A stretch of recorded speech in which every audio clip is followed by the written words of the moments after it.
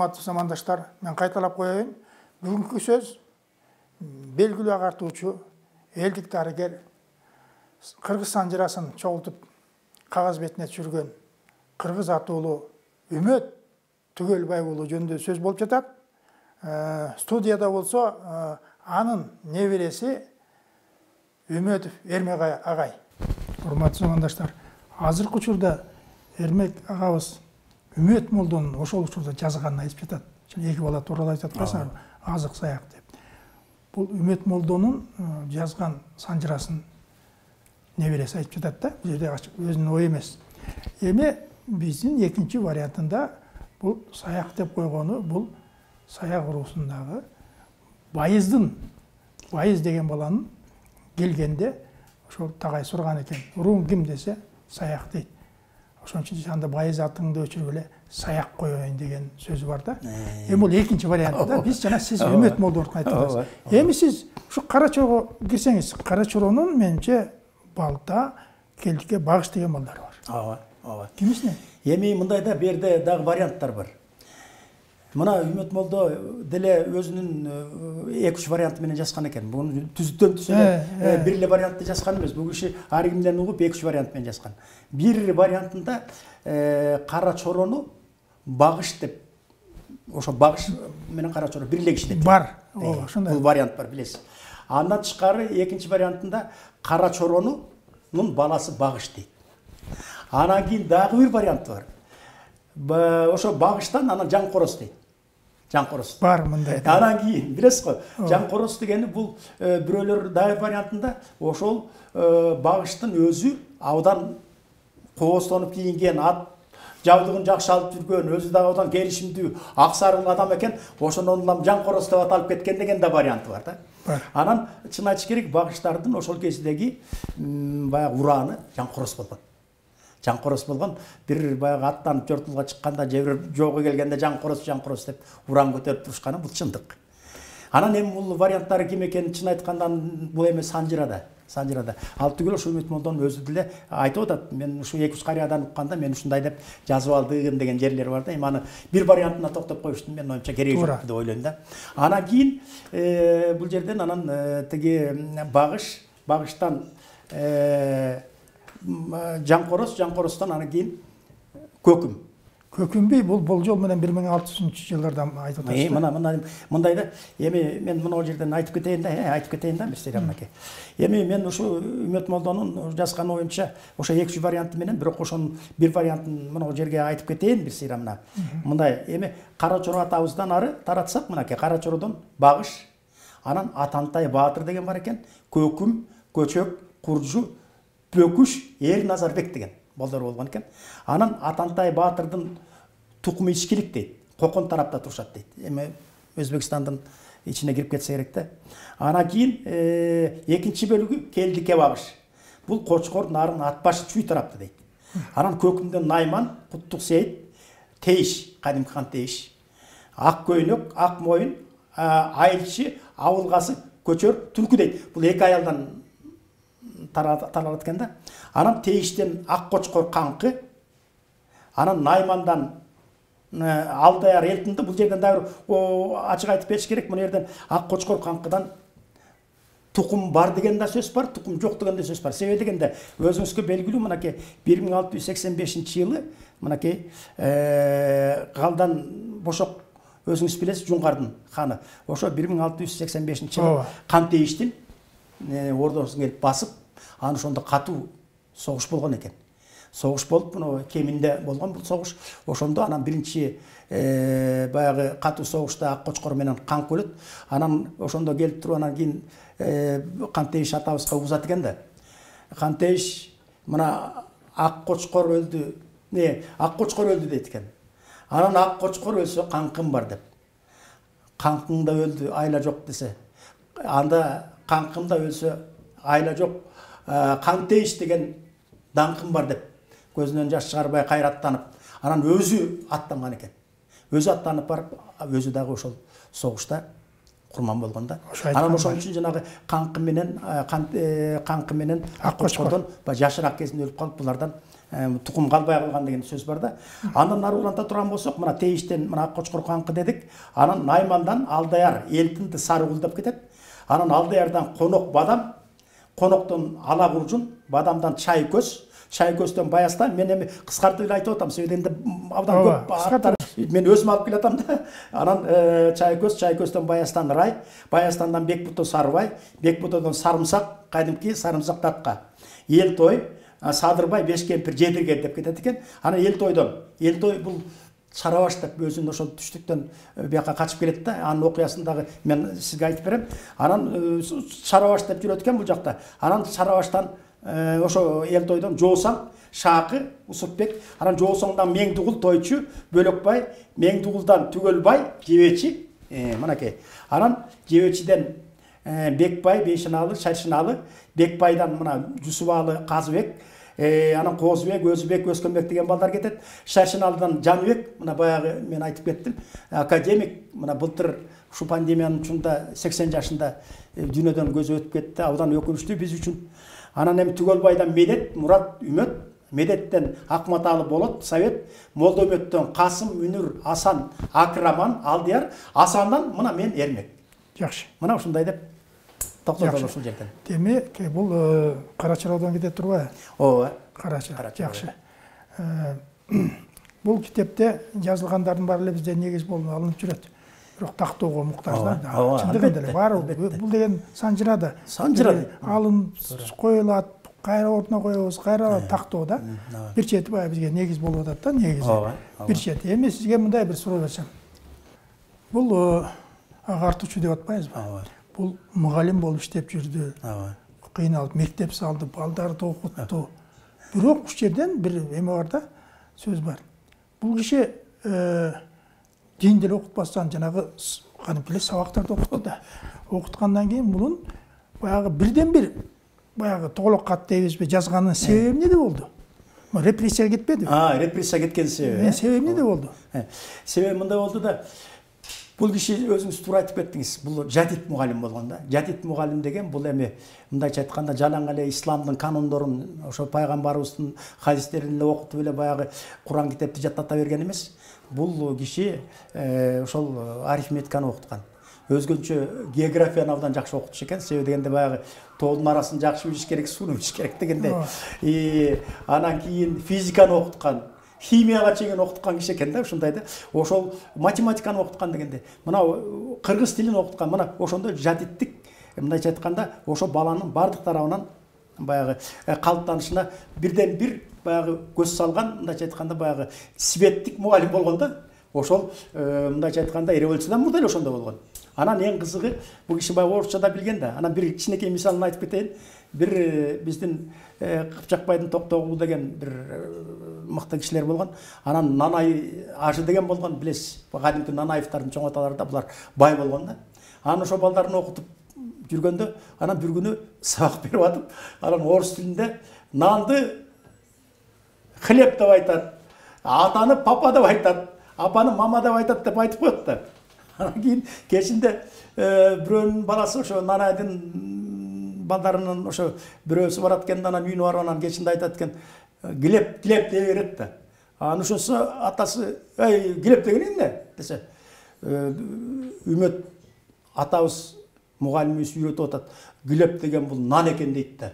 Анан ошондон алып тигини жинигер айнанай, бул Үмөт молдо деген балдарыбызды орус кылган алат турбайбы? Биз болсо ага шартын түзүп мектебин ачып берип атсак. Бул эмне деген шундук деп анан кийин эртеси күнү анан барды келет тиги кайран кыргыздар. Эмнеге сен орусча окутуп атасың? Анан чоң айтат да, келечек келет. Орус тили да керек болот. Мына заман өзгөрөт. Антпегиле, тинтпегиле десе, анан кийин макул болуп кетчет, бирок ичинде бир баягы кара өзгөлөр бар да. Анан келип туруп ошо жанагы жаңыдан салынган ошо мектебине чейин өрттөп кетишкен да. Анан ошондон кийин анан бул киши таарынып анан жана сиз айтканда анан Канзаводко жогору кетип калып атпайбы? Ошо жака барып анан мектеп ачып кетип калган. Көпүрө базарга кетип. Көпүрө базарга кетип калган да. Мына ушундай болгон. Анан эми жана сиз айткан эмне үчүн кандайча камакка алынганы эң кызык жери мындай да, бул кишиге мен аны изилдеп көрдүм. Кантип Анан биздин чоң эжебиз бар болчу, Бубайда деген. Ошол киши түздөн түз ошол атабыз камалып атканда прокуратурага барып, ошол жерге эң улуу кызы да жүргөн да. Анан ошол киши айтат, ошол камалганда биринчи чоң айыбы мынтип жазылган экен. Советтик элди дарлап, анан кийин мал алып, бирдеке алып, элди дарлап, анан бир нерсе алып, ошолордон анан кийин акы алып, анан кийин элди дарлап жакшы кылып, бирок ошол аркылуу советтик врачтардын беделин, дарыгерлердин беделин түшүргөндүгү үчүн дейт. Бул биринчиси. Экинчиси, ошол баягы советтик күчтүүлүккө каршы элементтер менен байланышкандыгы үчүн дейт.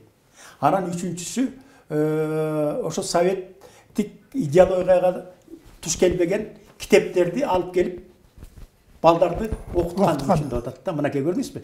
Мына ушундай болбогон майда чүйдө баягы күнөөлөрдү койгон. Анан эң кызыгы кийин сурап атпайбы? Анын ичинде кимди ошо күнөөлөш керек болгон? Ким Үмөт Молдону күнөөлөш керек болгон? Үмөт Молдонун түздөн түз өзүнүн окуучуларын, ошо жанында жүргөн кишилерди биринчи ошолорду баягы кармап, анан сен Үмөт Молдого каршы көрсөтмө бер дейт да. Анан алар болбойт. Анан кыйнайт аларды. Анда эмес Үмөт Молдонун ордунда өзүң кетесиң деп. Ошолордун ичинде мына бүгүнкү күнгө чейин айтып жүрөт Кочор деген. Кочор деген киши бул эме аба ырайын жакшы билген киши экен да. Ошол Үмөт Молдо ачык айтыш керек ошол. Аба ырайын айтып, баланча күн күн жайт, баланча күн тигиндей деп барын календарды, элдик календарды абашаны жакшы билген киши болгон да. Анан ошону үйрөнгөн экен, жанында ат кошчусу болуп жүргөн. Анан ошол киши анан макул дейт. Макул, мен айтайын. Анда кыйнады да. Жазып берип атпайбы? Анан жазып бер дебейт. Ал киши деле мындай кылат. Айтып бер деп жазат. Алып келеткен дагы мындай бир эки бөлмөгө, бир жагына Кочор отургузат, бир жагына болсо Үмөт Молдону отургузат, ортосунда эшикке парда тартып коет. Анан Кочордон сурайт да, тиги тергөөчү сурап атат дейт. Түшүнтү эле? Түшүнткөн. Алды эле? Алган. Эмне алды эле?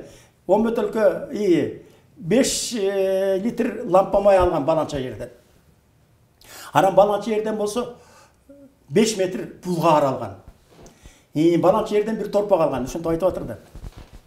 Анан чын эле алган, түшүнткөн. Анан бизге ката мамиле жасачы, бизде болсо жумшачы деп ар кайсыны ушинтип айтат. Айтып айткандан кийин анан бир убакта баягы бүткөндөн кийин баягы экөө мындай парда тартып турат, бет маңдай отурду. Анан парданы ачып коет да. Ачканда Кочор бет маңдай отурат да. Анан Кочор аксакал чочуп кеткен экен, жаш бала экен, чочуп, абдан катуу чочуганда, чочуп кетип анан Үмөт Молдо унчукпай отуруптур, анан айтыптыр. Кочор, айланайын. Мага келгенде көзүң кашайып, көзүң көрбөй келди эле жаш бала кезиңде. Көзүңдү айыктырдым эле. Анан ушул даразага жеткирип, сени колуман келишинче үйрөттүм баарын. Анан эми сен мени ушинтип каралап атасың. Кайра ошол көзүң ошол башта мага кандай келсе, ошондой болуп көр болуп кал, оомейин деп койгон да.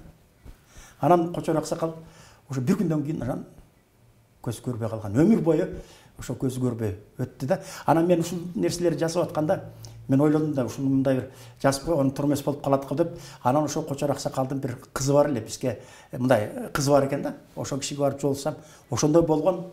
Атам өмүр бою ошо Үмөт Молдонун ошо каргышына калып калдым. Абдан чоң жаңылышымда абдан кейиш эле деп өзү мага айтып берди да ошону.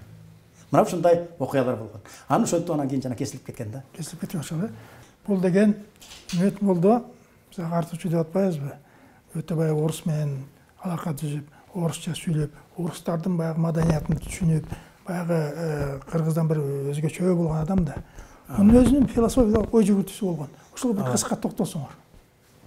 Эми чын айтканда Үмөт Молдонун бир топ ошо көп эле ошо баягы жазып калтырган эмгектеринде философиялык ой жүгүртүүлөр абдан көп да. Анан ошонун бир экөөнү айтып кетейинчи. Анан Үмөт Молдонун жазганы боюнча бир жеринде мынтип айтат, мына адамдын жашы боюнча. Адамдын эки жашы болот экен дейт. Бирөө санак жаш, бирөө болсо билим жаш дейт. Ошентип жазыптыр да. Эми санак жаш дейт, бул Алла Таала берген жаш дейт. Бир жаш, эки жаш деп баягы күн өткөн сайын жашы кете берет дейт. 70 канча Алла Таала канча берсе ошончо кетет дейт. Ал эми билим жашты ошол адам пенде болгондон кийин өзү ошол мезгилине карап ошол санак жашы менен бирдей алып жүрүш керек экен дейт. Себеби эмне үчүн дейт? Мен көп жерде кылдырып жүрөм дейт. Көп жерге барам дейт. Көп адамдар менен сүйлөшөм дейт. Анан кээ бир айылдарга барып калсаң, Буну айылдын жакшысы ким десең баланча деп айтат дейт. Анан кайерде жашайт десең боз үйүн көрсөтөт дейт. Тимир заңгыраган, заңкайган чоң өргө дейт.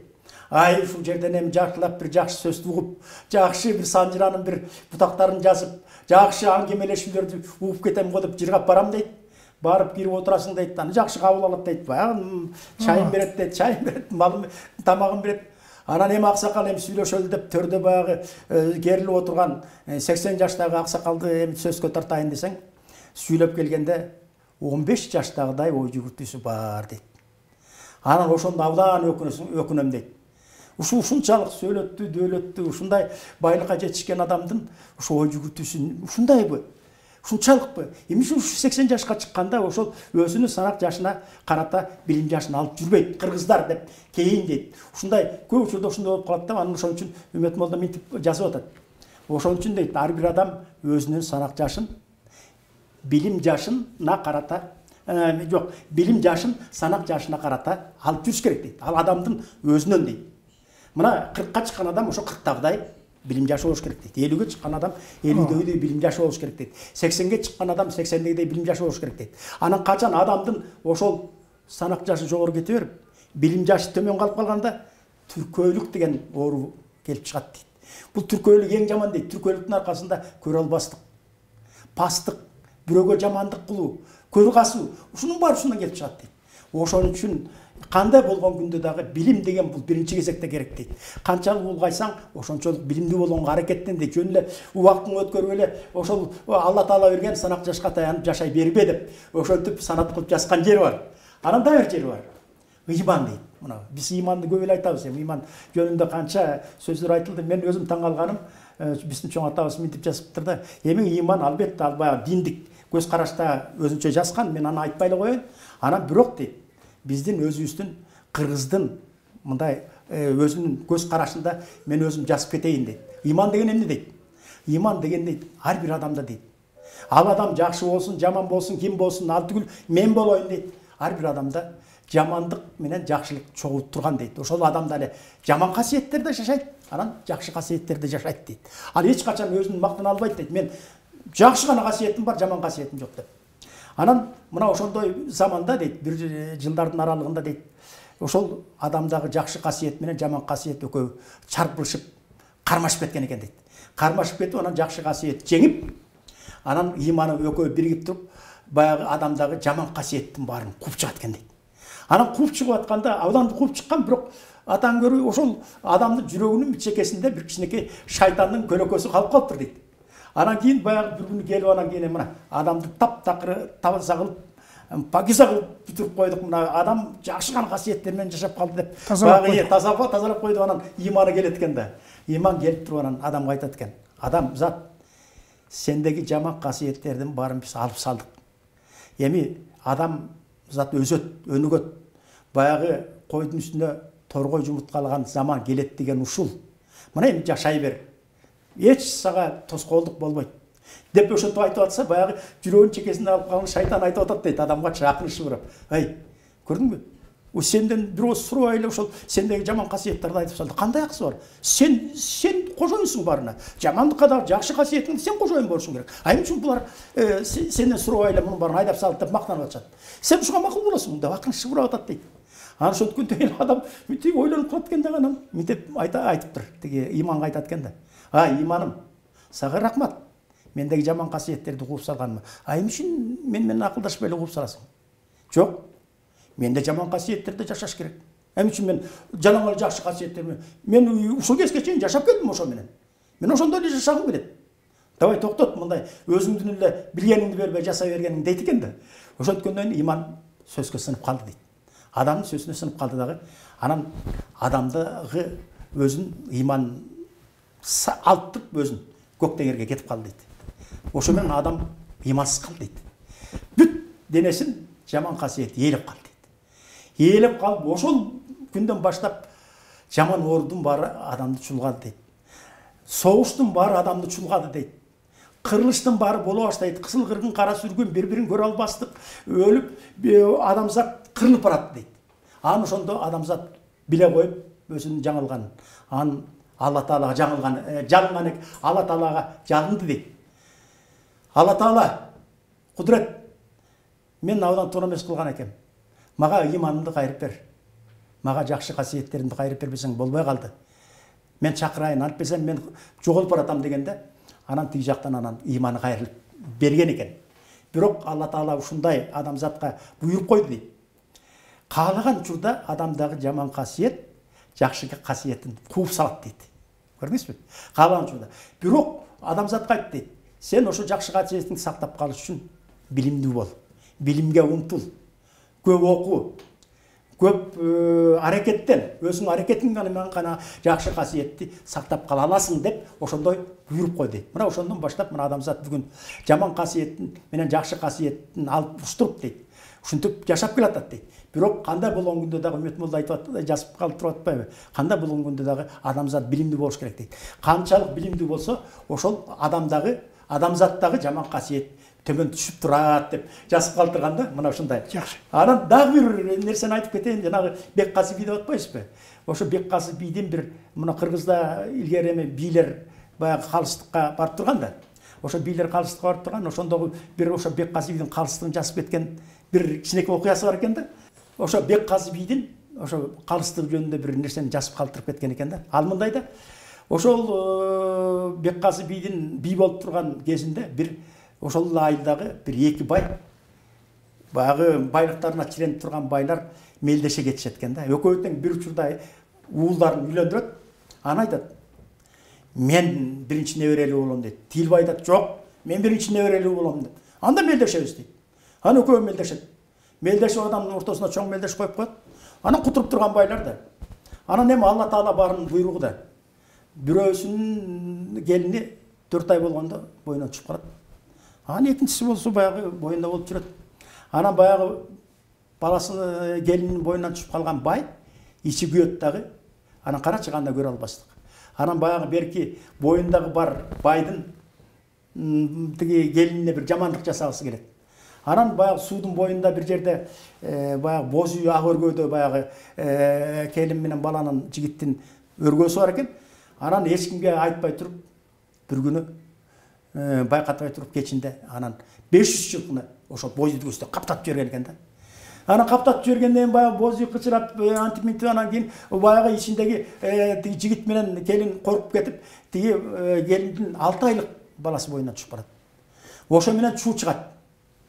Тиги байдын тарапташтары бар, анын туугандары бар, экинчи байдын тарапташтары бар, анын туугандары бар. Эки тарап кагылышып, эр өлгө чыгып, эр өлө турган абалга келип калат. Анан аксакалдар акылдашып, "Кой, Беккасып биге баргыла. Ошо калыстыгын айтар, ошого макул болгула. Эми бала экөө тең эки кичинекей нарсте энесинин ичинен өлүп калды. Эми сыртта турган мына тирүүлөр өлбөсүн" деп анан Беккасып биге барышкан экен. Анан баргандан кийин Беккасып би ойлонот экен, 2 күн ойлонуп анан 2 күндөн кийин чакырат баягы эки байды. Анан алар дагы 20-20 өзлөрүнүн талапташтарын алып келишет. Анан Кызыл Жайык деген ошо бир жайлоосу бар экен, ошол жанагы Асыл баштан нары кеткен жакта дейт. Эми аны билбейм, ошо Кызыл Жайык деген ошол жерге анан ак өргө тиктирип, анан эки тарап тең алып келип ошол жерге жыйын өткөрөт. Жыйын өткөрүп анан айтат: "Тетиги суудун боюна бир боз үй тиктирип коет, мурдаракта тиктирип коет. Анан айтат: "Мынакей мына боз үйдү барып көргүлө" дейт. Анан эки тараптан баягы кишилер барып туруп анан баягы боз үйдү барып көрүшөт. Ичин ачса, ичинде 2 казан азылган, тай казандар. Экөөнү тең толтура мелмилете суулган, баягы тулгага асылган. Анан кийин көрдүк деп келишет. Анан ойлошот: "Ушу 2 казанга бир жылкы сойдуруп, баягы айран кыргыз ойлонот да. Ушу баягы салдырып, анан эки тарапты эми ушул жылкынын этине тойгузуп, эми бизди макулдатып жиберет турбайбы" деп баягы кадимкидей ойлонуп келишет. Анан ошо менен анан отурушат, бабырашып, тиги санжырак ирпетишет, тинтип минтип отура берет. Тиги убакыт өткөрө берет тиги киши. Баягы би, Беккасып би. Анан кечке маал эле баягы эшиктин алдында баягы төштө отурушат да, тиги жакта боз үй турганда. Бир убакта тиги жактан бир 500 жылкы, бияктан дагы жылкыларга келип эле боз үйдү баягы басып эле айланып чыгып барат. Баягы берде төрдө отурган баягы эки бай тең эле: "Ой, токтоткула, токтоткула, ой, жылкы басты. Жылкылар кимдики" деп эле баягы кыйкырып калышат. Мына тапыраганда ошо дөңдүн үстүндө дагы момунтип жер силкилдейт. Анан кийин ошентип анан жылкылар баягы айдалып кетет. Кеткенден кийин анан Эми барып туруп ошо боз үйгө барып көргүлө дейт.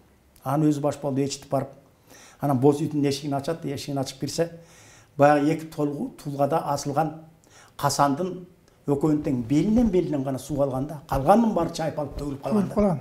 Мына ошондо анан ошол жерден эки байды чакырып алып башын кошуп айткан экен: "Ай, акмактар, мына ошол ичинде тирүү баласы түгүл, ошо келиндин. Тирүү баласы бар келин түгүл. Тирүү. Мына жаны жок. Казандын ичиндеги суу төгүлүп атат. Анан кантип жаны калат? Мына сен биринчи жанагы атай жылкыны айдап ошону каптаткан бай сеники туура эмес" деп туруп аны тогуздап айыпка чыккан экен. Мына ушунун да өзүн дагы, бул да ошо кыргыздын ошол учурдагы мындайча айтканда укуктук бир нерсесин баягында калыстык менен чечкендин бир жаркын көрүнүшү деп койсок болот да. Мына ушуну дагы Үмөт молдо жазып калтырган да. Жакшы. Эми Үмөт молдо канча жылкы кесилди, кайда барып өтөдү? Анан буну кое бергенден кийин каза болдубу же баягы түрмөнүн ичинде каза болду? Ооба, мындай болду да. Мен муну абдан изилдедим да. Чын айтканда мага абдан табышмактуу болду ушул маселе. Себеби дегенде ар ким ар кандай айтты да. Бирөө айтты түрмөдөн өлдү, бирөөсү түрмөдөн чыгып кеткенден кийин өлтүр. Анан бирөө айтат ошо түрмөнүн ичинде жатканда эле эшиктер ачылып эле өзү чыгып кетчү экен. Ушундай ар кандай сөздөрдү көп угуп жүрдү, эл арасында көп да. Анан мен атай ушуну изилдеп, ошо чоң атабыз менен түрмөдө жаткандарды издедим да. İzdesem, men 85-84 жылдардан баштап издеп калдым. Анан башты жок. Тиги түрмөдө жаткан киши деле өлүп калыпты, бу деле өлүп калган деп, баягы ар кайсы айылга барсак ошентип жүрдү. Анан бир кызыгы, мынагу Талды булактан бир солто жанагы Медетбек Батырдын ошо туугандары, ошо солтолордон бирөө бу чүйгө туугандарынын арасына көчүп келиптир биякачы. Бияка көчүп келген. Анан атын азыр эсиме чыгып атыр. Ошол аксакал бар ушул. Мына Токмоктун үстүнөн бир Комсомолдон бир айыл бар экен, кичинекей айыл. Ошол жерде жашайт деп уктум да. Анан ошого келбедимби? Ошого келдим. Анан келип, мына ошо Токмокто менин бир иним бар эле, милицияда иштеген. Ошондон сураштырсам, анан айтып берди. Анан экөөбүз бардык. Барсак, ушу 70тен өтүп калган киши экен. Анан мындай биздин барганыбызды жактырган жок. Байкуштардын ошо кезде деле ушу НКВД деген булардын жүрөгүнүн кара суусун алып койгондо таптакыр. Барып мен ушу Үмөт молдонун небереси болом, ушу сиз чогуу болгон экенсиз десем эле, минтип эле үркүп карайт. Анын үстүнө мен эме ала баргам, жана магнитофон жазып алайын десем, таптакыр коркуп. Анан аягында айттым эме десем, ал дагы жазганыңды токтот деди, кереги жок. Мындай эле айтып берсем, мен мындай айтып берейин деп. Анан бай чай чемек алып барганбыз. Анан отургусуп алгандан кийин кыскасын айтканда ошол киши айтып берди. Кандай болгонун, эмне болгонун, эми ачык айтканда бул киши жатканда, түрмөдө бул 3 жыл жатканда, 41-жылы күзүндө барган, 43-жылы күзгө маал кайтыш болгон. Эми кайтыш болгондо деле бул актык кагазы колуна тийип калган. Жөнүндө бошотулсун деп берген. Бирок тиги киши айтат, ошо актык кагасын алып кел дейт, көрсөт дейт, мынакей мен алдым. Анан биз кубандык дейт, эми кетесиз го, эми чыгат турбайбыз десек. Анан бир күн айтты дейт, мен Бейшенбай деген киши да. Бейшенбай тайке, солтону тайке деп коет да. Тайке, кичүү болсоң дагы сен билип кой. Мен ооруум өтүшүп кетти. Мен бу жерден чыгып үйгө жете албайм. Мен ушул жерден эле ушу кайтыш болом. Андан көрү менин ушу элге берген бир акчаларым бар эле деп тизмесин берди дейт. Ошо түрмөнүн ичинен эле ошону чогултуп келип бергени берсин, бербегени бербесин. Анан алып келсин, анан калганын сүйлөшөбүз деп койду дейт. Анан ошо менен анан баягын алып алып анан бардым дейт, айткан кишилерге барсам бирөө бер дейт, бирөө жок дейт. Айтор ошентип бир 10 000 сом тегерегинде чогултуп келдим дейт. Анан Үмөт молдого бердим дейт. Анан бергенден кийин бир 2 күндөн кийин деле өзү бир чоң баштык кечинде көтөрүп келди дейт баягы камерага. 4 киши ятчы элек дейт. Анан кечинде анан эмне баштык бул кийим кечеси турбай, кеткен жаткан турбай десек, анан мындай коюп айтты дейт, эми балдар угуп алгыла. Угуп алгыла. Мен эртең таң атпай бул дүйнөдөн узайм. Таң алдык дейт, жаптар шакай сүйлөп отур дейт. Узайм. Анан муну деп тиги баягы түйүлгөн баягы эмени түйүнчөктү алып келип ачтырды дейт, ачтырып анан бир кабат эме бар экен дейт, ак. Мына муну менин кепиним. Жетет барына. Бычылган бардыгы. Мына кепиним. Муну болсо мындай чүпөрөк бар экен дейт. Мен кайтыш болгондо муну оозумду мындайынан байлап чыгып таңып коесуңар. Эми жүрөгүбүз түшүп калды дейт. Ушунтагы ой молдоке койсоңузчу десем, силер шүк отургула. Шүк отургула да менин сөзүмдү уккула. ушундай деп айтты дейт. Анан ошентип баарын айтып берди дейт. Анан ошо өлгөндө эме менин ошо тиги жатып калганда обязательно колумду, алаканымды түздөп койгула, жабылбасын алаканым. Көзүмдү жапкыла, баарын карагыла. Анан бул жерде мына Алымбай деген молдо бар, наркы. Мен дайындап койдум. Ошону тиги назиратылык айтсаңар ал чакырат, мага иман үйрүсүн. Анан мага эме кылып турсун, тиги Куран окуп турсун. Ошонун баарын билет. Мен ага тыйын төлөп койдум деп. Анан кийин эң негизгиси кызыгы, бул киши дайыр ошо түрмөдө жатканда, ошо түрмөнүн начальнигинин кызы согуштан, согуштун учурунда да согуштан бомболоодон келген экен, Ленинградтан келген. Жолдо келаткан бомболоп, анан көзү көрбөй, анан талмалуу болуп калган бир 16 жашар кыз бар экен да, көзү көрбөй алган экен. Анан ал дагы ошол тиги түрмөнүн начальниги дагы ошо жактан инвалид болуп келген киши экен да. Анан таса бул жактан 16 жашар кыз болсо, анан көрүнбөгөндө угдуруп калбай, анан бирөөлөрдөн угуп турду, ошол түрмөдө Үмөт молдо деген бар. Ошол аяктырса ошол аяктырат деп уккан го. Анан кийин ишенет, ишенбейт. Анан бір күн анан Үмөт молдону алып барган экен да. Алып барып 1 айдын ичинде, эми бул жалган эмес, ошо мына Бейшенбай аксакал айтты мага, 1 айдын ичинде бутуна тургузуптур дейт ошол кызды. Бутуна тургузуп, көзүн ачып. Анан ошондон баштап жанагы элдин оозунда айтылып жүрбөйбү? Баратканда эле эшик ачылып калчу экен андарында. Анан толугу менен бул кишиге баягы эркиндик берип койгон да. Каалаган учурда чыгат, каалаган учурда намазын окуйт. Анан барып туруп бул кишини жана лазарет деп коет экен, жанагы түрмөнүн ичинде дагы дарылоочу жайлар бар да. Ошол жерге барып туруп, даже ошол жердеги врачтар өзүлөрү коркуп, ал жерде баягы келте, туберкулез деген оорулар көп дейт. Анан бул кишини коюп, анан ээн эркин баягы жанында эң эле бизге дейт, эң эле таңсык нерсе ол самын эле дейт. Үмөт молдо экемдин чөнтөгүндө дайыма самын бар болчу дейт. Үмөт молдо экемдин чөнтөгүндө дайыма кант бар болчу дейт.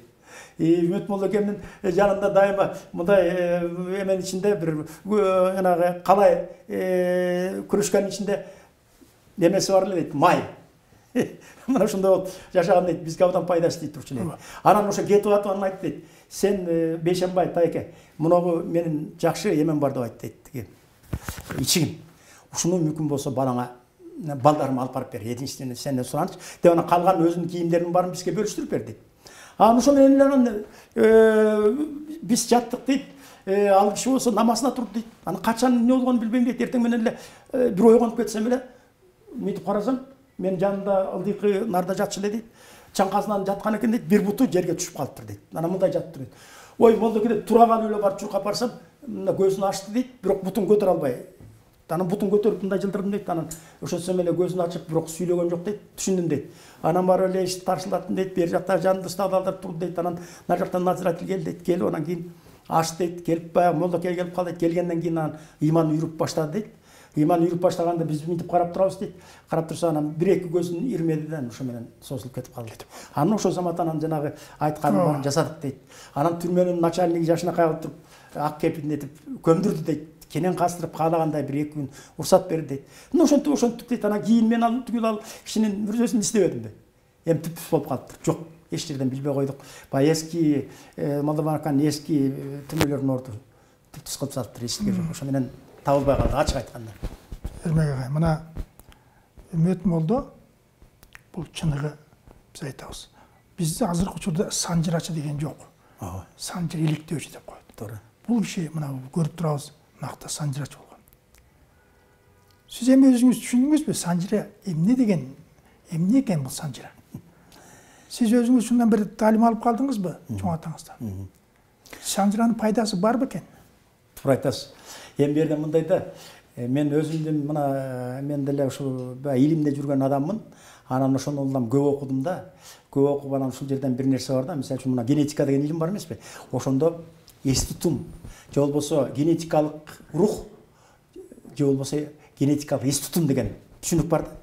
Ал эмне деген сөз? Мына ар бир адамдын эс тутуму бар. Анан кийин үй бүлөнүн эс тутуму бар. Баягы ата энесин эстей турган. Анан кийин уруктун эс тутуму бар. Ошол бир үй бүлөнүн, эки үй бүлөнүн. Анан барган уруунун эс тутуму бар. Анан уруттун эс тутуму болуп кетти да. Анан эң кызыгы ошол эс тутум деген нерсе, бул ошо мына бүгүнкү мына биздин санжыранын жаркын көрүнүшү, санжыранын өзү ошо эс тутумдун жаркын көрүнүшү. Тиянан айтканда, көрдүңүзбү? Анан эми мындай да, мына өзүңүзгө белгилүү бир Лев Гумилев деген бир орустун чоң тарыхчысы болгон. Бул эми жана Анна Ахматова менен берки Николай Гумилев деген чоң акындардын ортосунан чыккан ошо экөөнүн баласы эмеспи? Анан кийин Совет доорунда эле жашап жүрдү, жакында эле кайтыш болду киши. Советтик учурга, советтик мына историктерге бул киши жаккан жок. Эмне үчүн? Жаккан жок. Бул киши өмүрү өткөнчө түрк тарыхын изилдеген киши. Түрктүн тарыхын изилдеген киши. Анан ошо түрктүн тарыхын изилдеген кишинин мен көп айтпай эле коеюн, абдан көп эмгектери бар түрк боюнча. Анан түрктүн тарыхын изилдеген бул кишини бул советтик бөлөк тарыхчылар абдан жаман көрүшкөндө ачык айткан. Анан бул кишинин бир айткан жери бар да. Мен дейт көп элди, көп жерди изилдедим дейт, көп этностордун көп изилдедим дейт. Анан бир нерсе бар дейт. Түрктөрдүн дейт генетикалык руху, генетикалык эс тутуму бөлөк элдерге караганда өтө күчтүү дейт. Ушуну байкадым дейт да. Ушуну байкадым дейт. Себеби дегенде дейт, мынакей дейт. Биздин доорго чейин дейт. Анан биздин доордон кийин деле 6-кылымга чейин мына көчмөн элдер Кытайды абдан жортулга көп чыгып турушкан дейт. Керек болсо императоруна чейин кулаткан дейт. Түрктөрдүн, түстөн түз түрктөрдүн. Кытайдын ошол кезде баягы эң эле күчтүү душманы булар түрктөр болгон дейт. Эми ошол кезде дейт, мен айтып коеюн дейт, ошол түрктөр барат дейт. Эми ал Кытайдын баарын эле басып алган эмес, ошол чеке белиндеги айылдарын басып алып, шаарларын басып алып, ошол жерге кичинекей өзлөрүнүн хандыктарын орнотуп, ошол жерде жашап, анан көпчүлүгү ошо бара 100 жылдап, 50 жылдан кийин Кытай болуп кетишкен дейт баары эле. Анан дейт, бөлөк элдер дейт, ал эми түрктөр дейт, барып ошол жерден. Анан 20 жыл, 30 жыл жыргалын көрүп, ошол жерде жашап, анан кийин өзлөрүнүн ошол жыргалынан тамырын суруп туруп чыгып кетишкен дейт. Ошонун бир мисалын айтайын дейт. 2-кылымда биздин эран Баатурук деген кыргыздын баатыры болгон дейт. Ошол киши ошол барып туруп Кытайдын бир чоң шаарын басып алып, ошол жерге хандыгын орноткон дейт. Орнотуп анан кийин ошо Баатуруктун каты бар экен дейт. 20 жыл ошол жерде туруптур дейт. Анан тургандан кийин анан бир күнү ошол жерге кат жазат экен Баатурук. Мына мен 20 жыл ошол жерде хан болуп турам. Менин ушул жерге келгендеги тулпарлардын бардыгы сынынан кетип, семирип, күлүктүгүнөн ажырап калды. Кылычтарынын бардыгын дат басып, курчунан кетти. Балдарын, кыздарынын бардыгы чачын кесип, кытайча сүйлөй баштады. Ырларын, кыргыздын ырлары улбай, Кытайдын ырлары ула баштады. Мен ушул жыргалыма, ушул бактыма тойдум. Мен андан көрү барын таштайын дагы урук тууганым менен кайра өзүм жериме Теңиртоого кетем деп туруп, ошол жерден баягы жазып туруп анан бүт эл журтун кетпейм дегенине койбой барып шыпырып туруп анан тоо арасына кетип калган дейт. Мына дейт. Мына түрктүн эс тутумунун күчтүүлүгү ушундай дейт. Ошон үчүн түрктөрдүн баягы көпчүлүгү ошо Кытайдын элине кошулуп, анан Кытай болуп кетпей, мына өзүн сактап калышкандыгы мына ушунда турат дейт. Бул бир жагы дейт. Мына анан экинчи жагы мына өзүңүзгө белгилүү эме деп атат да. Мына Чыңгыз хандын жортулу болду дейт. Мына бүт дүйнөнүн жартысын каптады дейт. Ошо Чыңгыз хандын жортулу, бирок ошол эс тутумунун жоктугунан ошол элге аралашып, кайра мынакей 16-чы, 15-чи, 14-чү кылымда бардыгы түрккө айланып кетишти дейт. Түрккө айланып кетишти дейт өзүлөрү. Ал басып кирип кайра түрк болуп кетишти дейт. Мына түрктүн рухунун ошо генетикасынын күчтүүлүгү мына ушунда турат дейт. Кытайга барып дейт, ошо тиги монголдордун армиясы барды дейт, Кытайды басты дейт. А бирок аягында эмне болду? Кытай болуп кетишти дейт бардыгы. Мына азыркы Монголия деп атпайбы? Азыркы Монголия кандай абалда дейт. Ошон үчүн дейт, генетикалык рухту сакташ керек дейт. Бул нерсе ошол өзгөчө дейт. Мына генетикалык рух бул ошол түрктөрдө күчтүү дейт. Анан ошон үчүн мына кыргыздын мына жет атасын билүү. Жет атасын билүү, жана Санжыра деген эмне? Жет атасын билүү, андан аркы тарыхын билүү да. Мына Кыргызда ушундай болгон да. Бул Санжыранын пайдасы ушундай болгон. Мына илгери ушундай мезгил болгон бир учурда баягы күндөлүк согуш, күндөлүк баягы кармаш, бул күнүмдүк эле тамак ичкенде эле нерсе болгон учур болгон да. Мына бір паста эле туруп эле бир паста чакым болуп, анан колго түшүп, бала чакасы менен жок болуп кеткен учурлар көп болбоду беле. Анан бирок алардын бардыгы кичинекейинен баштап, төрөлгөндөн баштап жете атасын билчи да. Каяка барса да кайра чоңойгондон кийин кайра таап келип атпайбы? Эми бул Кыргызстан жарасында өзүңүз мынакей күндө алып барып атасыз. Канча биздин баатырларыбыз бөлөк жакка барып, кайра айланып келип, кайра элди бузартып атат. Мына жанагы эле биздин чоң аталарыбыз, түпкү аталарыбыздын бири Кара Чоро. Эгерде келбей калганда, ошол жакта калып калса, кийин ошо мурдагы багыш урусу уланат беле азыркы күнгө чейин. Уланбай калмак. Мына Кыргыздын санжырасынын пайдасы ошол. Эми бүгүнкү күндө айтышып атпайбы? 21-кылымда эмне кереги бар? Бул санжыранын кандай кереги бар? 21-кылымда бүгүн да актуалдуу болуп турат санжыра. Себеби мына бүгүн биздин миллиондон ашык балдарыбыз миграцияда жүрүшөт. Миллиондон ашык Америкага кетти, Англияга кетти, Россияда канчасы жүрөт. Мына ошол кеткен балдардын баары жаман же колунан эчтеке келбеген балдар эмес, эң мыкты балдар. Мына алардын балдары болот, анын балдары болот. Мына ошолор мына азыркы тапта мына Кыргыздын санжырасын, жет атасын билип алса, мейли, ал тиги англисче сүйлөп калсын, орусча сүйлөп калсын, бирок өзүнүн кыргыз экенин, жүрөгү кыргыз экенин билет да. Бир учурда кайрылып келет. Бир учурда ошол кууп келет да, мына кыргыз мамлекетине өзүнүн пайдасын тийгизет. Эмне үчүн мындай муну биз эске албайбыз? Мына ушул жагынан алганда, мына 21-кылымда да бизге санжыралдан таасы керек. Мен сөзүмдүн аягында бир нерсени айтып кетким келип атат. Мына чын айтканда Үмөт Молдонун ошо жазган, калтырган эмгектеринин баары Чагатай араби менен араб тамгасына жазылган да.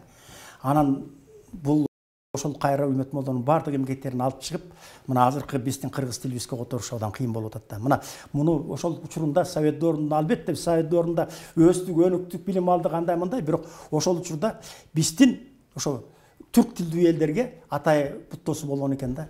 Мына бир эмес, 3 жолу арип өзгөртүү болду. Мына өзүңүзгө белгилүү 20-жылдарда мына Чагатай араби менен араб тамгасы менен жазып үйрөндүк, туурабы? Үмөт Молдонун эмгектеринин баары мына ошол негизде араб тамгасы менен жазылган. Анан кийин келип туруп анан латын тамгасын өттүк 30-жылдардын ичинде. Анан келип туруп анан 40-жылдары мынакей кириллица болду. Мына ушул 3 тоскоолдук, 3 тосмо мына бүгүнкү күндө биз тарыхыбызга ой жакында басканга мүмкүнчүлүк берип жатат. Эгерде ошол тоскоолдуктар болбой биз ошо мурдагы араб тиги Чагатай араби менен калганда, мына бүгүнкү тапта мен ачык айтып коеюн, жалаң Үмөт Молдо эмес. Мен ошол Илимдер академиясынын кол жазмалар бөлүмүндө айланайын миңдеген барак, 100 миңдеген барак ошол жазылган фольклорлор, анан санжыралар, сонун эч ким билбеген сырлардын баары ошол жерде катылып жатат. Бардыгы ушу араб тамгасы менен жазылган. Ошо менен эч ким которбойт. Ал түгүл мына арабистер, азыркы арабистер мына араб тамгасы менен булар окуй албайт экен. Себеби дегенде бул Чагатай араби. Ошол кездеги жазылган бул таптакыр бөлөк да. Чагатай араби деген эмне? Бул ошо өзбекче окуса түшүнө берет, казакча окуса түшүнө берет, кыргызча окуса түшүнө берген ушундай универсалдуу арип болгон да. Муну азыркы арабистер окуй албайт. Мына ошон үчүн бул тоскоолдук бар да. Эрмек ага, Үмөт Молдонун эмгеги зор экен бир гана тарыхчылар. Бул санжырага, жет атага кызыккан адамдар абдан жакшы түшүнөт. Мен ойлойм ушул кызыккан адамдар үчүн бул чоң бир белек десек болот да. Ушул жерде Эрмек агай Үмөт Молдонун гана ой пикирин айтты. Бул жерде бир ашыкча биз пикир кошкон жокпуз. Ал эми ушу Үмөт Молдону азыркы санжырачылар салыштырып, баягы сүрүштүрүп өзүңөр көрөсүңөр. Бар арасында баягы талаш тартыш маселелер болот сөзсүз. Бул санжырада. Бирок ошо мен айтып атпаймынбы? Ушу Эрмек агай ушуну дагы бир жолу алып чыгып, Үмөт чоң атаңыздын эмгегин көрсөткөнүңүзгө мен сизге абдан ыраазы болуп турам. Муну алып чыгыш керек болчу. Алып чыктык. Бул санжыра программасы бул кыргыздын тарыхын, озеки тарыхын, ата текти сүрүштүрүп келип, кыргызды бириктирүүгө чоң салым кошкон адамдардын бири. Сизге ушу таластан келип, атайын келип ушу маек бергениңиз рахмат. Дагы эле иликтеп жиликтей бериңиз. Бардык жакшылыктар сизге, ишиңизде ийгилик болсун. Рахмат сизге, чоң рахмат. Урматтуу замандаштар, ушу менен санжыра программасын аяктайбыз. Саламатта болуңуздар.